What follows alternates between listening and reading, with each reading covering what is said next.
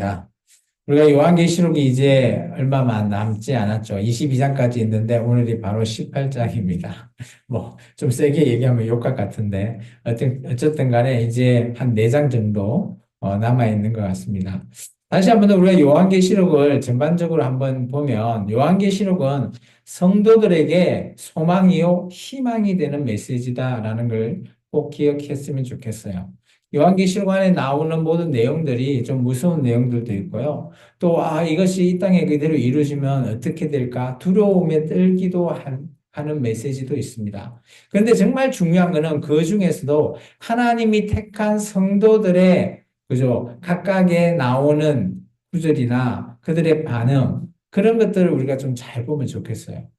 그에 반해서 하나님의 성도가 아닌 자들은 하나님을 대적하고 뭐 하나님 편에서 그렇게 힘든 고통과 그런 속에서도 하나님과 함께 하지 않고 하나님께 돌아오지 않는 그런 자들의 모습도 있다라는 거예요. 근데 하나님은 이런 멸망이나 심판을 통해서 하고자 하는 거는 그래도 하나님께서는 끝까지 하나님의 성도 아니면 하나님의 사람들이 돌아올 수 있게끔 또 좀 더 크게 얘기하면, 그죠? 하나님의 성도가 아닌 자들 중에서도 그런 심판이나 멸망을 보고, 하나님이 계시는구나. 깨닫고 하나님 편으로 돌아오기를 바라는 것이 하나님의 의도라고 봅니다. 그래서 우리가 심판이나 멸망은 좋지 않죠. 그렇지만 이 이면 속에 하나님께서 계획하고 계시는 그런 진정한 뜻을 우리가 좀 헤아리다 보면 정말 하나님의 성도 또 하나님께 돌아올 수 있는 자들에게 열어놓은 그런 내용으로 보시면 요한계시록은 우리에게 소망의 메시지가 될 것입니다.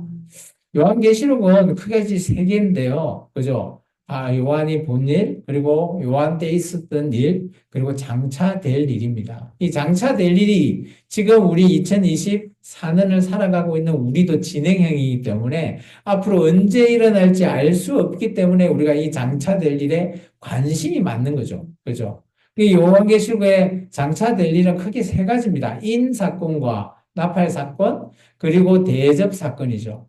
인과 나팔은 그래도 하나님의 성도들이 함께 당할 수밖에 없는 상이라면, 그죠? 대접에 있는 사건은, 그죠? 하나님을 대적한 자들, 하나님의 진노 안에 있는 자들에게 하나님께서 대접을 쏟아붓는 그런 사건을 우리가 지난 시간에 배웠어요. 뭐, 새롭게 생각하시면 안 됩니다. 그렇기 때문에 요한계시록은 크게 인나팔 대접을 기준으로 해서 그리고 마지막 7번째 나팔이 불러지고 난 이후에 이게 달라지죠. 세 가지 상황으로 딱 바뀌어 버립니다. 그죠? 그래서 성도들이 가는 길과 그리고 악인들 그리고 7대정에 맞춰서 백성들 그리고 음녀 짐승의 심판까지 오늘 18장이 바로 짐승이 심판받는 큰 성 바벨론의 심판에 대해서 얘기합니다. 이로 말미암아 하나님의 심판은 끝이 나게 됩니다. 계속해서 보면 뭐 두 짐승이 지금 올라오는데 13장의 두 짐승을 조금 기억해야 됩니다. 바다에서 올라온 짐승과 땅에서 그죠 올라온 짐승, 정치적인 짐승과 그죠 종교적인 짐승이 잘 우리가 좀 기억해 둬야 될 부분이 있죠. 왜냐? 우리가 지난 시간에 그죠 17장을 통해서 봤죠. 17장에 보면 음녀와 붉은 짐승이 있잖아. 이게 바다에서 오른 짐승과 그리고 땅에서 오른 짐승을 얘기한다고 했어요.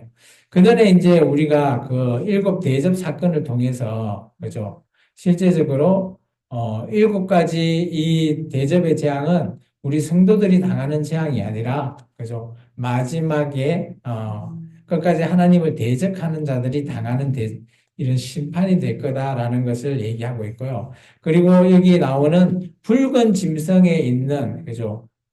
그에 대해서는 그 당시 로마, 정치적인 짐승인 로마다라고 해서 7산, 뭐 이런 의미를 담고 있다 얘기했어요. 근데 이 의미 이면에는 뭐가 있는가 하면 바벨론의 종교가 포함되어 있다라는 것을 기억해야 됩니다. 그래서 우리가 계시록에도 이제 18장, 17장과 18장에 바벨론에 대해서 얘기하고 있지만 잘 생각해 보시면 바벨론이 처음 등장하는 데가 창세기예요.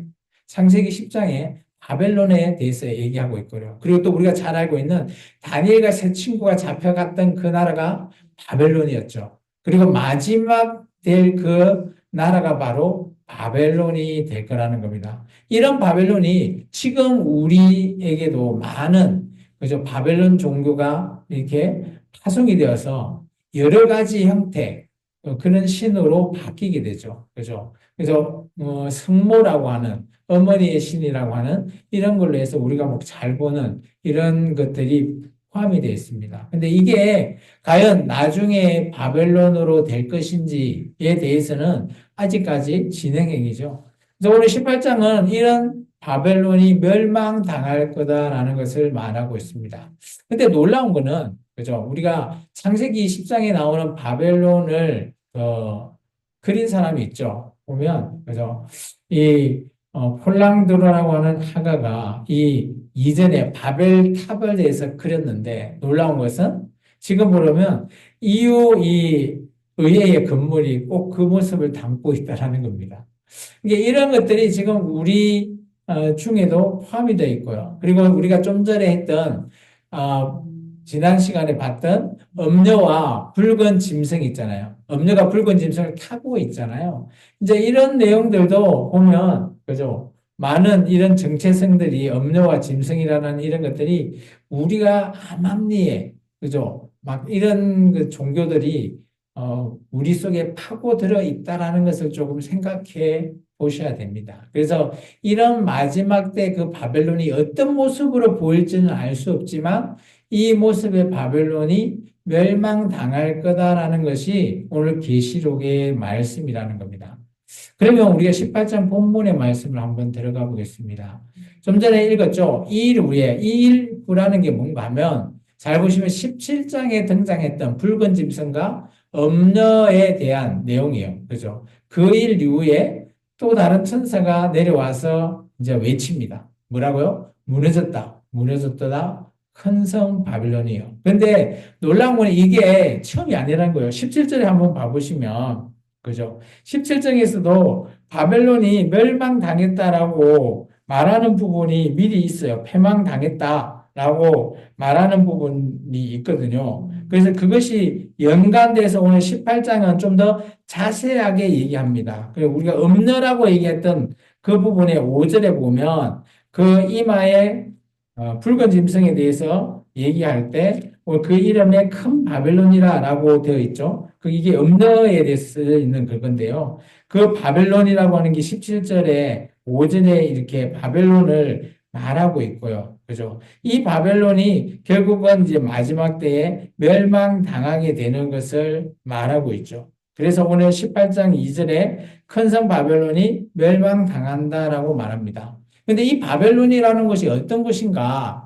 그냥 우리가 이전에 말했던 그냥 큰 성이냐? 그럼 지금 같으면 나라이냐라고 할 수도 있죠.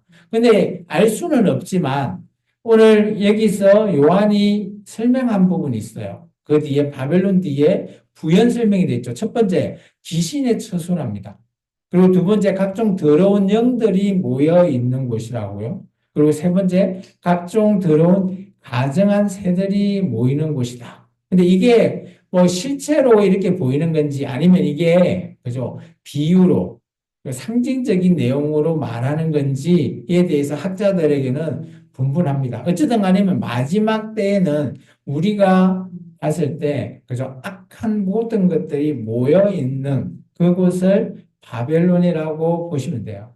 그러면 지금 이 시대에 바벨론 어디냐라고 말한다면 뭐 알 수는 없지만 악으로 치닫게끔 만드는 그런 나라가 있다면 그 나라가 아마 바벨론이지 않겠나라고 보여집니다. 그런데 알 수는 없죠.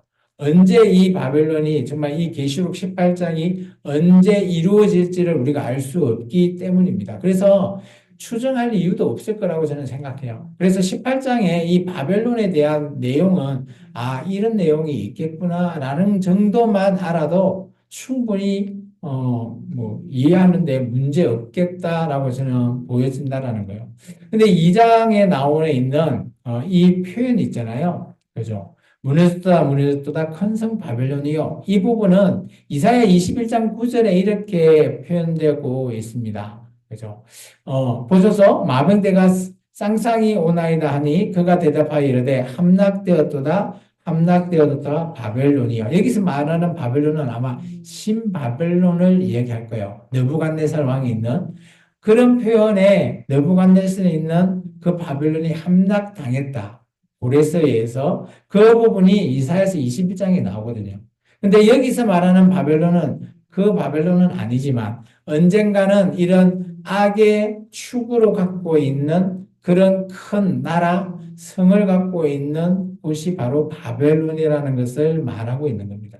그때는 놀라운 거는 이 바벨론의 세력이 한 세 가지의 세력을 갖고 있는 것 같아요. 첫 번째는 3절에 보면 땅의 왕들이 이루어져 있는 세력이 있고요. 두 번째는 상인들이 이루어져 있는 세력들이 있습니다. 그래서 이들이 이 바벨론이 그죠? 잘 보시면 왕들은 진노의 포도주로 말미암아 결국은 망한다라는 거죠. 그리고 이 상인들은 더욱 음행을 했다라는 거예요. 그리고 사치를 했다라는 거죠. 그러면 잘 한번 생각해 보면 이 땅에서 그죠? 요즘 나라가 잘 살다 보면 음행이나 사치 이런 것들이 화려한 것, 남한테 보이려고 하는 그런 세력들로 이루어져 있는 그런 자들이 모여 있는 곳 이렇게 우리가 봐도 된다라는 거예요. 그렇다면 이 바벨론은 못 사는 나라, 이런 나라는 절대 될 수 없겠죠. 그죠? 그런 것을 보고 우리가 바벨론이라고 하는 나라를 좀 짐작하면 좋겠다라고 저는 생각합니다. 그래서 이 바벨론이 이 땅에서 어느 나라냐 이렇게 굳이 찍을 필요도 없다라고 저는 보여지거든요. 그래서 말씀을 그냥 읽어보면 충분히 이해가 될 것 같습니다. 우리가 4절부터 7절까지 같이 한번 읽어보겠습니다. 또 내가 들으니 하늘로부터 다른 음성이 나서 이르되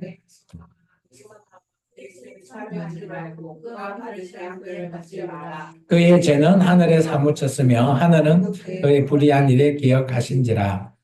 준대로 그에게 주고 그의 행위대로 값을 짚어주고 그가 섞은 잔에도 값을이나 섞어 그에게 주라. 그가 얼마나 자기를 영화롭게 하였으며 사치하였는지 그만큼 고통과 애통함으로 갚아주라. 그가 마음에 말하기를 나는 여왕으로 왔는 자요 바보가 아니라 별탄코 애통함을 당하지 아니하리라 하니. 근데 여기 보면 4절에 나오는 또 다른 대상자들이 나오죠. 그죠? 내 백성아. 여기는 바벨론에 있는 백성이 아니라는 거죠. 그러면 잘 생각해 보면 이럴 수도 있어요. 바벨론이 지배한 세력, 그 나라에 하나님의 백성이 있다라는 거예요. 근데 그 백성은 뭘 하고 있는가 보면, 그들이 아까 이 바벨론이라고 하는 나라가 왕들은 뭘 했죠? 음행을 했죠. 그리고 상인들은 뭐예요? 사치를 일삼잖아요. 그런 걸 하지 않는, 그 죄에 참여하지 않는 자, 그런 자는, 그죠? 재앙을 받지 않는 그런 자가 있을 거라는 거죠. 그러면 사장을 보면 이 내 백성이라고 하는 사람은 그래도 마지막 그 바벨론이 멸망할 때 하나님 앞으로 돌아올 수 있는 자라고 봐도 저는 충분히 된다라고 보여집니다. 그래서 하나님께서 멸망이나 심판이라는 것은 그죠? 하나님의 백성이 하나님 앞에 돌아올 수 있게 해주는 소망이고 그죠? 공명정대한 그죠? 재판이다라고 저는 보여집니다.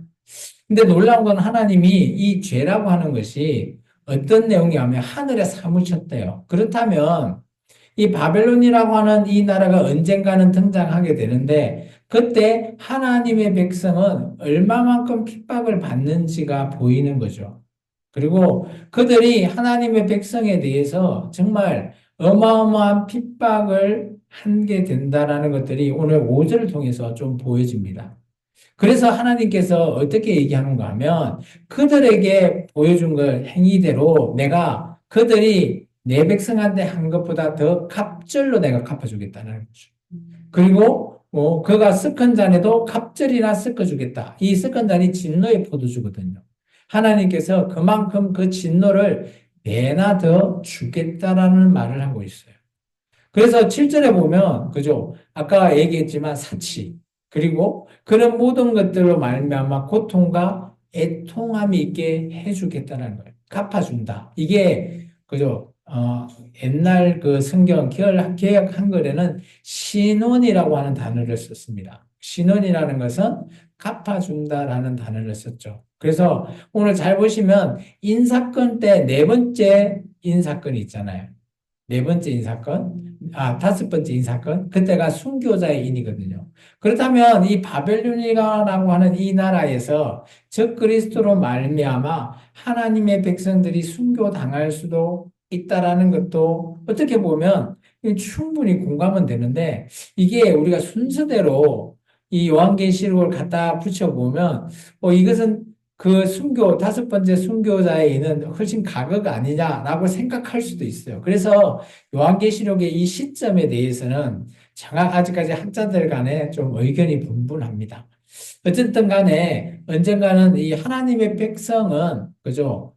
하나님께서 끝까지 하나님께서는 책임져 주신다라는 것들을 말하고자 하는 거죠. 그리고 반대로 하나님의 백성에게, 그죠? 핍박과 악행을 행한 자에게는 갑절로 갚아주겠다라고 하나님께서 말씀하시고 또 그들에게 그 애통함이 그죠 배나되겠다라고 말하고 있습니다.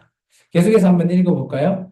8절입니다. 그러므로 하루 동안에 그 재앙이 이르리니 곧 사망과 애통함과 흉년이라. 그가 또한 불을 사를지리니 그를 심판하는 주 하나님은 강하신 자이심이라. 그와 함께 음행하고 사치하던 왕의 왕들이 그가 불타는 연기를 보고 위하여 울고 가슴을 치며 그의 고통을 무서워하여 멀리 서서 이르되 화이토다 화이토도 큰 성 견고한 성 바벨론이여 한 시간에 내 심판에 이르렀다 하리로다. 땅의 상인들이 그를 위하여 울고 애통하는 것은 다시 그들의 상품을 사는 자가 없음이라.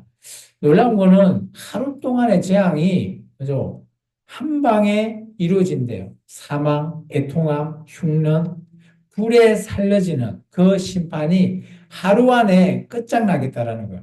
그러면 잘 한번 생각해 보면 우리 이게 이전에 창세기 때로 좀 돌이켜 보면 그죠? 한순간 이 성이 불타버리는 곳이 있었죠. 그죠? 소돔과 고모라성. 그것이 아마 이전의 예비였다면 오늘 이때 바벨론이라고 하는 이 나라는 갑절로 아마 쏟아부을 거라 봐요. 그래서 하루 안에 모든 것들이 한순간 끝나버리지 않겠나라고 보여집니다. 그렇기 때문에 그곳에 있는 모든 자들에게 그저 화가 있다라는 것을 얘기하고 있죠. 그러면서 한 시간에 내 심판이 이르렀다. 이거는 이 시간에 한 시간 이렇게 봐야 되나 라고 하기도 하지만 이 한 시간을 그냥 이제 때가 됐다. 이제 하게 된다. 심판의 때가 한 시간 안에 이루어질 때가 됐다. 라고 보시는 것들이 좀 더 우리가 쉽게 이해할 수 있을 거라고 봅니다. 그래서 아까 얘기했던 왕들과 상인들, 그중에 상인들이 그 심판을 보고 울고 애통하죠. 왜냐하면 그들이 물건을 팔아야 되는데 팔 곳이 없는 거죠. 근데 그들이 어떤 물건을 팔았는지 12절부터 표현하고 있습니다. 우리 한번 읽어볼까요? 12절부터 15절입니다. 그 상품은 금과 은과 생각과 자주옥광과 비단과 붉은 옥광이요 각종 한국 향업과 각종 상아의 그릇이요 값진 나무 구리와 철과 대리석으로 만든 각종 그릇이요 계피와 향로와 향과 향류와 유황과 포도주와 감람류와 고운 밀가루와 밀이요 소와 양과 말과 수레와 종들과 사람의 영혼들이라. 바벨론아 내 영혼이 탐하던 과일이 내게서 떠났으며 맛있는 것들과 빛나는 것들이 다 없어졌으니 사람들이 결코 이것들을 다시 보지 못하리로다. 바벨론으로 말미암아 치부한 이 상품의 상인들은 그 고통을 무서워하여 멀리 서서 울고 애통하여. 보시면 상품의 리스트가 나오죠. 보면 귀한 것들입니다. 값진 것들. 그죠? 값을 이렇게 주고 살 때 돈을 많이 줘야 될 것들이 있습니다. 근데 여기 보면 조금 특별한 것도 하나 있죠. 13절 하반절에 사람들의 영혼도 아마 사고 팔았다? 좀 이해하기는 쉽진 않죠. 진짜 사람들의 영혼을 사고 팔 수 있는 그런 것이 있나라고 할 수도 있지만 저는 이렇게 봅니다. 뭐 이것을 우리식으로 해석하기는 어렵다고도 볼 수는 있지만 이 사람들의 영혼이라고 하기보다는 그냥 사람들을 아마 사고 파는 그런 일. 근데 그렇게 보면 일전에 우리 많은 역사들 중에 그죠 노예 제도나 뭐 이렇게도 할 수 있고요. 통하고 똑같은 말이죠. 예. 동물들과의 예, 종들과 사람의 영혼들이죠. 그래서 이게 이 종들, 그 종을 노예라고 볼 수도 있고, 또 이게 사람의 영혼들이라고 하면 그들 실제 영혼을 어떻게 팔 수 있을까 좀 궁금하긴 합니다. 저도 여기까지는 뭐 정확히 알 수는 없는데, 어쨌든 간에 저는 그냥 이렇게 봐요. 저는 이렇게 그냥 해석하는 게 좋다고 봅니다. 그냥 우리가 영혼을 사고 판다? 물론 뭐 기술이 좋아져서 그럴 수도 있다라고 보지만, 저는 그냥 사람들을 사고 판다라고 뭐 그렇게 보면 좋겠다라고 저는 생각합니다. 그래서 종들이나 사람의 영혼이나 뭐 저는 크게 다를 바 없다. 그렇게 보는 게 어떻겠나 싶기도 합니다.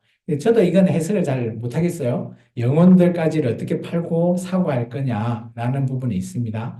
근데 여기 이제 14절에 보면 바벨론아 내 영혼이 탐하는 과일 있죠. 영혼이 탐한다? 그러면 아마 사람의 영혼이라고 하는 것들이 아마 조금 비슷한 일맥상통하는 부분도 있긴 한데, 우리 영혼이 탐한다라는 것을 어떻게 해석했을까요? 이게 이 부분을 이제 좀 더 우리가 깊게 해석하기보다는 그냥 아마 이때 그죠? 그 상인들이 어떤 앞으로 미래적으로 어떤 내용들로 어떻게 팔지는 알 수 없지만 아마 영혼도 팔 수 있는 기술이 있을 수 있다라고도 보고요. 그냥 저는 쉽게 그냥 사람들을 혼을 뭐 이게 영혼을 그죠? 아예 좌지우지하는 그런 형태로 아마 하지 않겠냐라고 그렇게 저는 보는 게, 뭐, 제 생각에는 저는 그렇게 해석하고 이 부분을 읽기는 합니다. 어쨌든 간에 이 부분은 조금 난제인 것 같고요.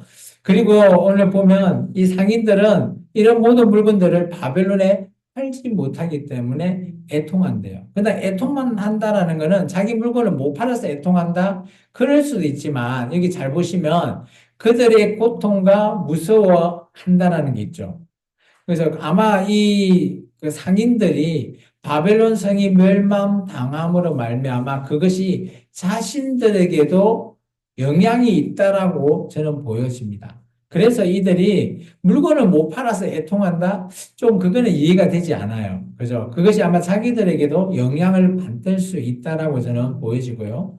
계속해서 좀 더 읽어볼게요. 이제 이 세 번째 등장하는 것은 이제 뭐, 이 선장, 배에 관련된 선주들에 대해서 얘기합니다. 16절부터 19절입니다. 이르되 화이토다, 화이토다, 큰 성이여, 세마포 옷과 자주 옷과 붉은 옷을 입고 금과 보석과 진주로 꾸민 것인데, 그러한 부가 한 시간에 망하였도다. 모든 선장과 갇혀에 다니는 선원들과 바다에서 일하는 자들 멀리 서서 그가 불타는 연기를 보고 외쳐 이르되 이 큰 성과 같은 성이 어디 있느냐 하며 티끌을 자기 머리에 뿌리고 울며 애통하여 외쳐 이르되 화이토다 화이토다 이 큰 성이여 바다에서 배 부리는 모든 자들이 너의 보배로운 상품으로 치부하였더니 한 시간에 망하였도다.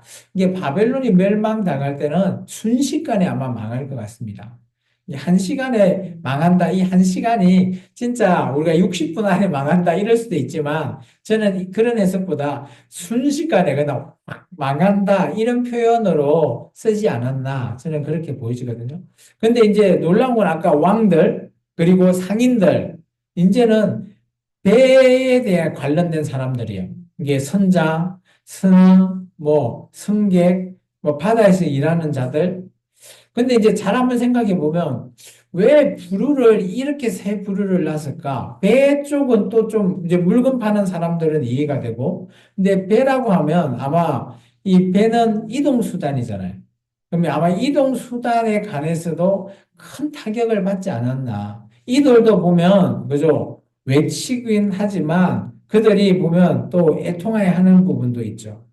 그러다 보니까 이런 자들에 대해서 좀 더 뒤에 설명하고 있습니다. 마저 읽고 얘기합시다. 20절부터 22절입니다. 하늘과 성도들아 사도들과 선지자들아 그로 말미암아 즐거워하라. 하나님이 너희를 위하여 그에게 심판하였습니다 하더라. 이에 힘센 천사가 큰 맷돌 같은 돌을 들어 바다에 던져 이르되 큰 성 바벨론이 이같이 비참하게 던져져 결코 다시 보이지 아니하리로다. 또 검문고 타는 자와 풍류하는 자와 흉소 부는 자와 나팔 부는 자들의 소리가 결코 다시 내 안에서 들리지 아니하고 어떠한 세공업자든지 결코 다시 내 안에 보이지 아니하고 또 맷돌 소리가 결코 다시 내 안에 들리지 아니하고 뒤에까지 읽을게요.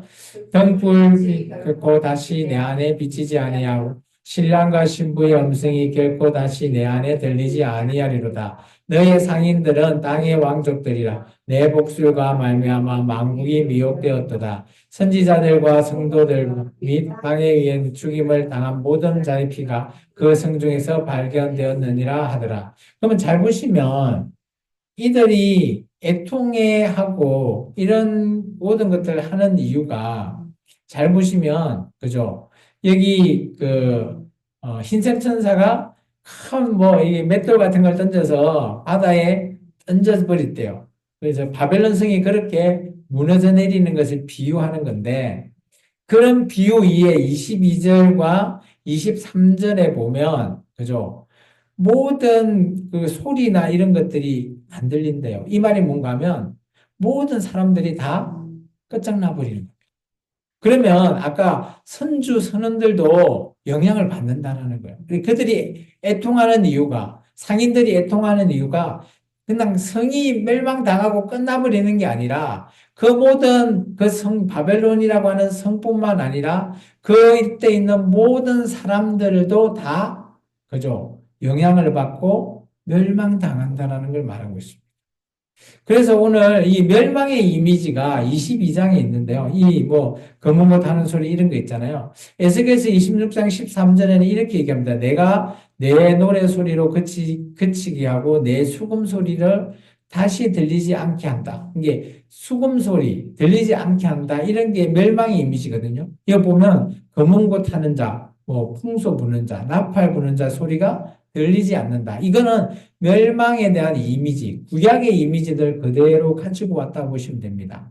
예레미야 25장 10절은 이렇게 되어 있습니다. 그죠? 그들 중에 기뻐하는 소리, 즐거워하는 소리, 신랑의 소리, 신부의 소리, 맷돌의 소리와 등불의 빛이 끊어진다. 그러면 신랑 신부도 없고 맷돌도 끊어진다. 이런 표현이 있잖아요. 맷돌이 바다에 던져진다. 그리고 23절에 보면 신랑과 신부의 음성도 들리지 않는다. 이 말은 멸망의 끝을 말하고 있는 거죠. 근데 놀라운 것은 잘 보시면 20절 있잖아요. 아까 우리가 앞에 봤을 때 내 백성이라고 했잖아요. 그죠? 내 백성이라고 했던 몇 절입니까? 내 백성아. 어, 어, 그 4절에 보면 내 백성아 그 죄에 참여하지 말라라고 한 그 사람들에 대해서 다시 이렇게 얘기합니다. 하늘과 성도들과 사도들과 선지자들 이렇게 해요. 그러면 내 백성이 오늘 20절에는 하늘 성도들 사도들 선지자들 그들이 즐거워해라요. 왜냐? 바벨론이 멸망당하고 심판당하니까. 그리고 또 더 나아가서 오늘 보면 왜 그들이 멸망당하는지 이유를 얘기하죠. 선지자들과 성도들과 땅 위에 죽임당한 모든 자의 피가 그 바벨론에서 발견되었다. 그렇다면 잘 생각해 보면 아까 제가 얘기했지만 다섯 번째 인사건 때 순교자의 인이잖아요. 그러면 이 땅에서 그런 죽임당한 자의 피가 마지막에 바벨론에 발견되어 있다. 그러면 그런 연인으로 바벨론은 멸망당하는 거예요. 그렇다면 우리가 인사건을 순서대로 보면 나팔, 대접 이런 순서로 보면 오늘 18장은 훨씬 긴데 왜 이런 부분들을 얘기하고 있지? 그래서 이런 부분이 학자들 간에도 이게 순서대로가 아니다라고 주장하는 학자도 있고요. 인나팔 대접이 순서대로다라고 하는 학자들도 있습니다. 어쨌든 간에 우리는 혼란할 필요는 없어요. 이런 걸로 말미암아 마지막 때에 바벨론이라고 하는 악의 세력이 무너져 내리는구나라고 보면 돼요. 근데 그 원인은 그냥 무너지는 게 아니라, 그죠? 하나님의 백성의 순교당하는 그런 자의 피로 말미암아 마지막 신원하실 때 하나님께서 그들로 말미암아 멸망시키겠다, 심판하시겠다라는 것을 말하고 있는 거예요. 그래서 요한계시록을 읽으면 하나님의 성도들에게는 이게 소망이죠. 이게 희망이에요. 내가 이 땅에서, 그죠? 내가 예수 믿는 것 때문에 죽임 당한다? 충분히 죽임 당해도 하나님께서는 언젠가는 우리의 그런 억울함을 대갚아 주실 날이 있을 거라는 것이 오늘 이런 18장을 통해서 말하고 있는 거예요. 그래서 요한계시록은 성도들에게 소망이요, 희망이 된다라고 말하는 겁니다. 그래서 오늘 말씀에 큰 천사가, 그죠? 바벨론이 멸망당했다 외치고 마지막에는 불타버리는 바벨론을 볼 수 있을 겁니다. 오늘 여기까지 해서 하나님의 진노의 엄려, 짐승, 마지막 바벨론까지.